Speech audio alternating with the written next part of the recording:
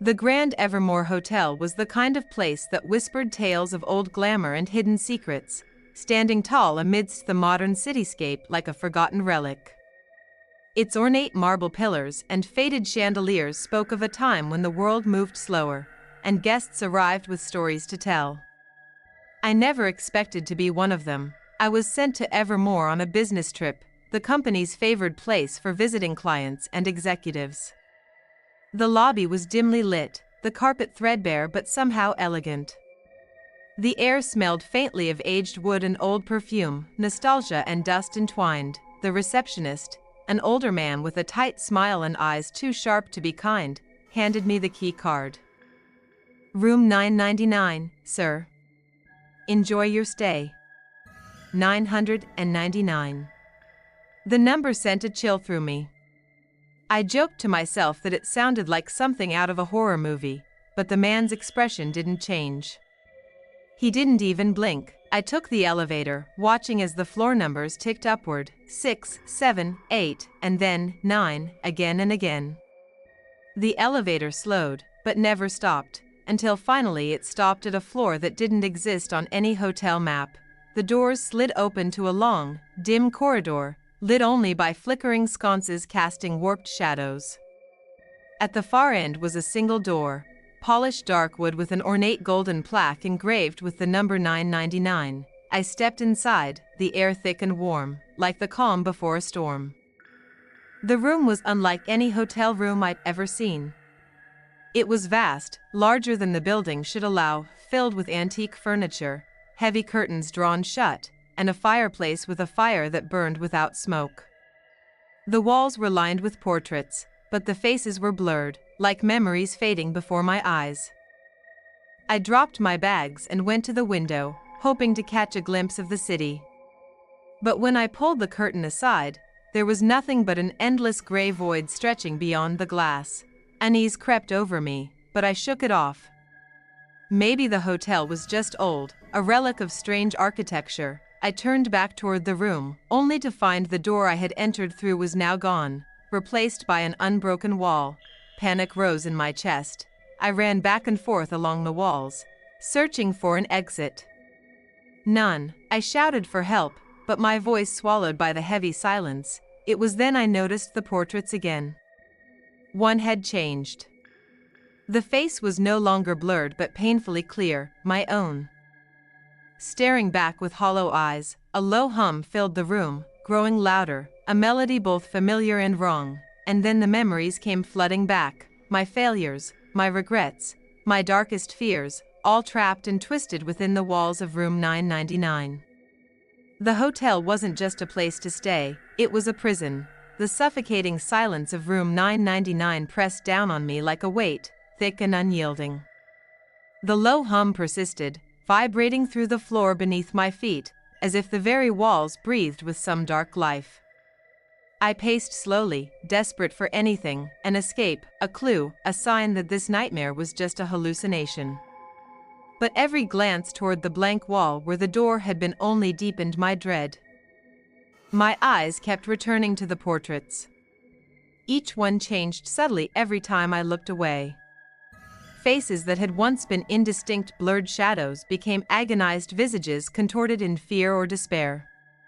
My own face stared back at me from one frame, eyes hollow and accusing, lips curled in a silent scream. I felt like I was drowning in my own history, caught in a web of guilt and failure I had long buried. I tried to focus on anything else. The furniture. The fireplace that burned without smoke, casting flickering shadows that seemed to crawl along the ceiling. The heavy drapes that hung like curtains over the window, shielding me from whatever lay beyond that endless gray void. But no matter where I turned, the room felt alive, watching, waiting. Then I noticed something new, a full-length mirror standing against the far wall. It hadn't been there before, or at least, I hadn't seen it. The frame was carved from blackened wood, twisted into grotesque shapes, as if the branches of a dead tree had been frozen in time. I hesitated, dread pooling in my stomach, but I was drawn to it. I stepped closer, and my reflection shimmered unnaturally. At first, it was me, disheveled, exhausted, eyes wide with panic. But then the image warped, and my reflection smiled back at me, a cruel, knowing grin that did not match my own. The smile widened, eyes glowing faintly red. I reached out, my fingers trembling, touching the glass. It rippled like water beneath my skin. Suddenly, the reflection stepped forward, and I was pulled inside. Darkness swallowed me whole. When I opened my eyes, I was no longer in the hotel room. I stood in a vast, empty plain under a blood-red sky, the ground cracked and lifeless beneath my feet. Around me stretched endless fields of graves, each marked with broken, faded headstones. The air smelled of decay and forgotten sorrow. A distant sound carried on the wind, a woman's voice singing a lullaby, haunting and sorrowful. I walked toward the sound, drawn as if by a magnet. The graves seemed to watch me, the shadows shifting, whispering secrets I couldn't quite hear. As I neared the source, the ground beneath me trembled. Suddenly, from the earth itself, hands burst forth, clawing, grasping, reaching for the living. I stumbled back, heart hammering. The graves opened, and figures rose, pale, hollow-eyed, their mouths twisted into silent screams. They surrounded me, their cold breath chilling my skin. But then the woman's voice grew louder, clearer. "Remember," she sang softly, "remember what you've lost." Visions flooded my mind, memories of people I once knew, faces long gone. A child's laughter, a lover's touch, a friend's smile, each memory slipping away like sand through fingers. I fell to my knees, overwhelmed. The woman appeared then, a figure cloaked in shadow, face hidden beneath a veil. She extended a hand. "Your past is your prison," she whispered. "But you hold the key." I reached out, grasping her hand. Suddenly, I was back in room 999, collapsing to the floor, gasping for breath. The mirror shattered behind me with a deafening crash, pieces of glass scattered across the floor, reflecting the room in fractured, chaotic shards, and the door. The door was back, but as I crawled toward it, the portraits shifted again. This time, the faces were not accusing or terrified, they were pleading. A single phrase echoed in my mind: "Face what you fear." I realized then that the room was a manifestation of my own haunted memories, a prison built from my regrets, fears, and forgotten pain. To escape, I would have to confront them all, but how do you face the darkness within when it's the very thing holding you captive? I steadied myself and turned to the door. Whatever lay beyond that threshold was unknown, but staying meant losing myself forever. With trembling hands, I reached for the handle. The room seemed to hold its breath, and then I opened the door. As the door creaked open, I was greeted not by the familiar sterile hallway of any hotel, but by a corridor that stretched endlessly in both directions, swallowed in darkness that seemed almost solid, as if it were a living entity waiting to consume me whole. The walls pulsed faintly, like the slow beating of a heart buried deep underground. A chilling draft whispered down the hall, carrying with it faint sounds, echoes of voices, footsteps, laughter, and cries, all tangled in an eerie cacophony of sorrow. I hesitated, the heavy weight of fear pressing against my chest.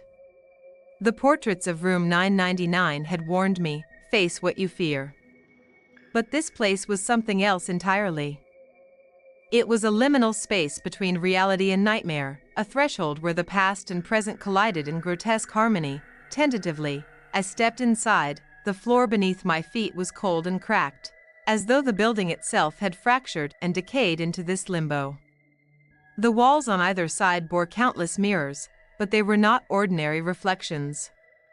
Instead, each glass pane shimmered like a portal, revealing scenes frozen in time, fragments of my memories, but distorted, twisted, and fragmented. One mirror showed me standing alone in a crowded room, my face a mask of isolation despite the laughter ringing around me.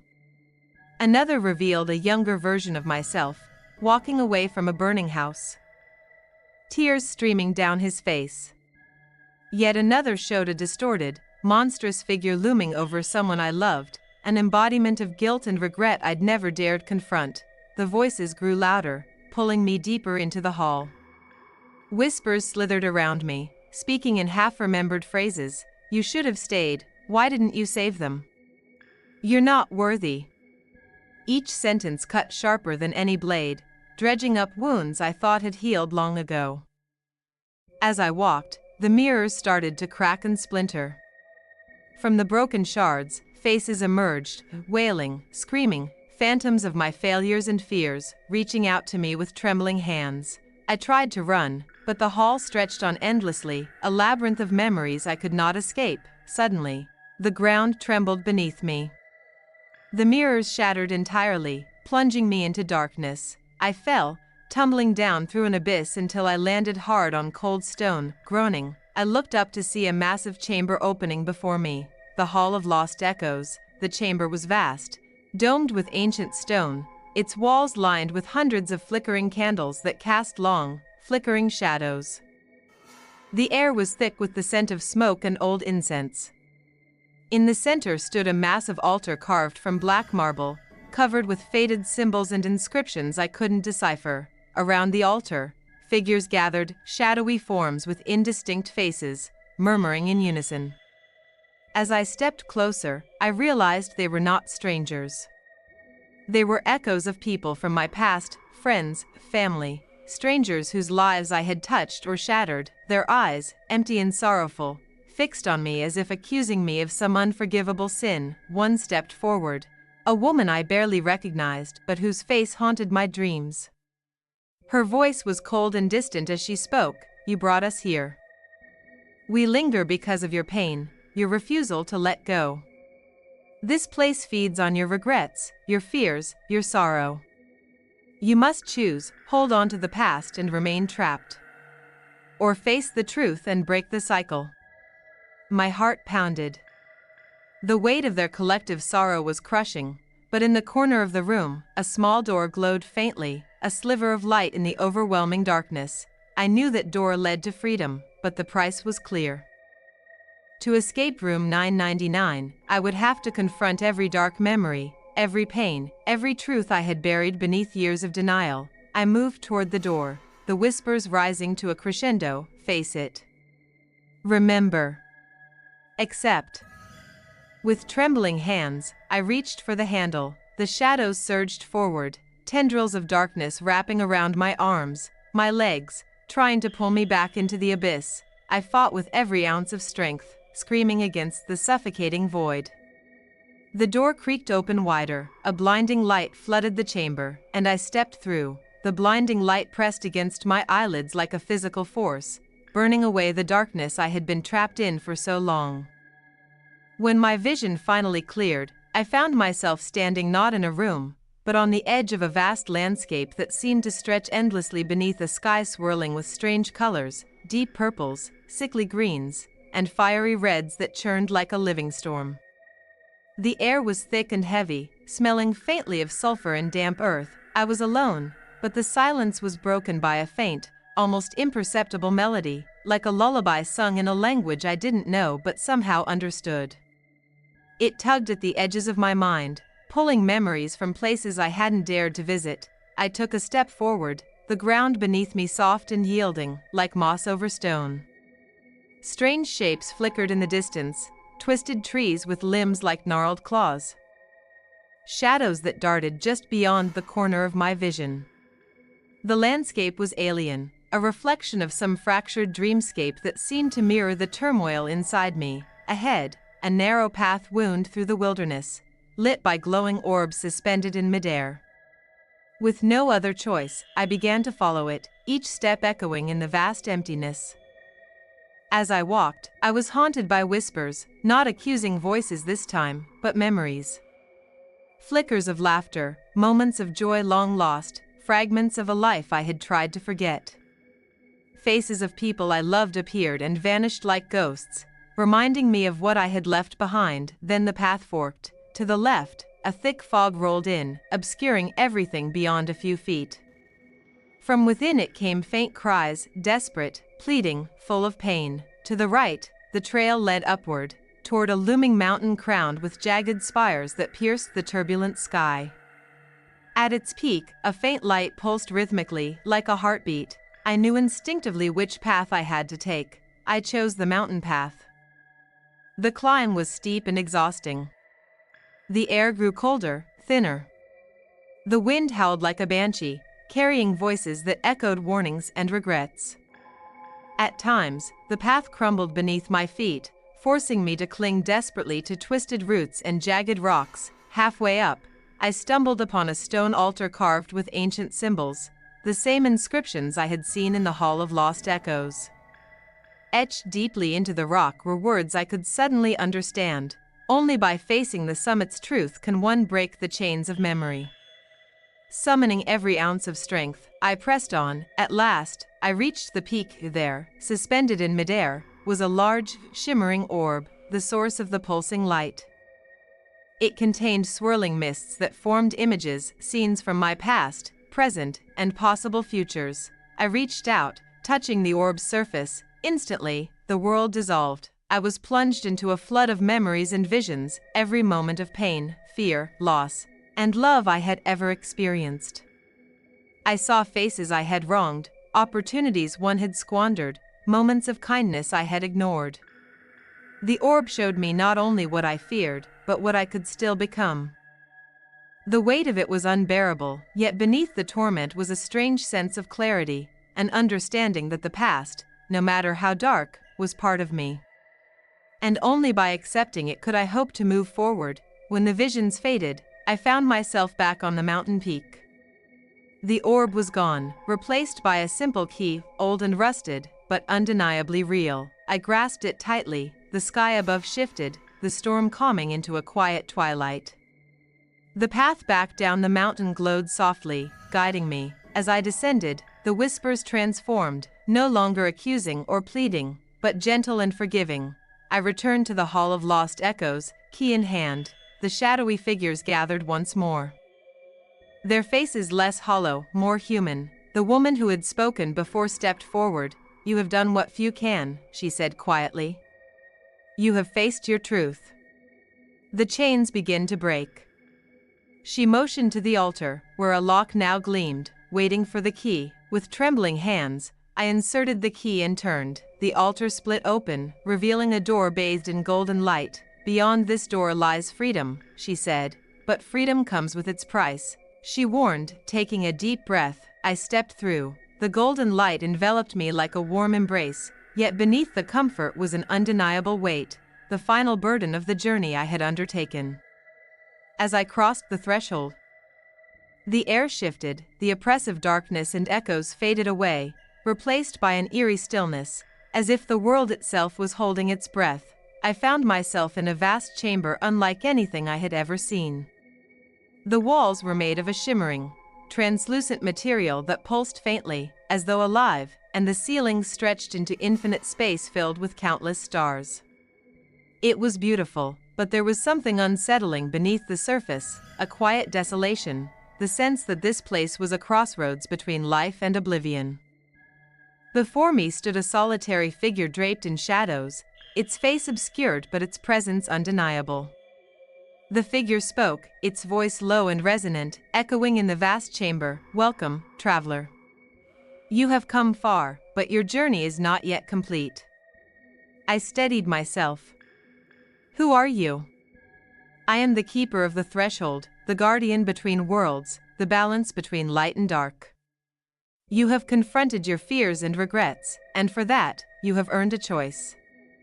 A choice. I had expected this.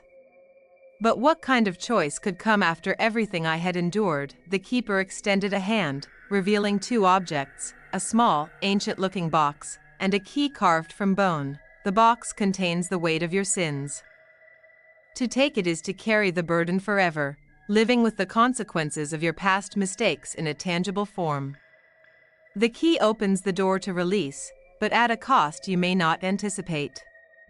I looked at the box and then at the key, my mind racing. "What happens if I take the key?"